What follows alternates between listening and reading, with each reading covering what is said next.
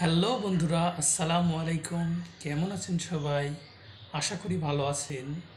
তবে এই তীব্র গরম এবং তাপদাহের মাঝে আমার জীবননগর এবং চুয়াডাঙ্গাবাসীগণ খুব বেশি ভালো নেই আমি জানি।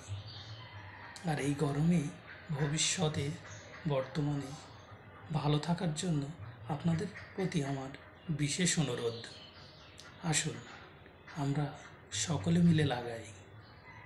দিনের বেলায় লাগাই, শীতকালেও লাগাই, বর্ষাকালে বেশি বেশি লাগাই, গ্রীষ্মকালেও লাগাই, গ্রীষ্মকালে পানি দিয়ে লাগাই, সুযোগ পেলেই লাগাই, বাড়ির আশপাশে একটু জায়গা পেলেই লাগাই।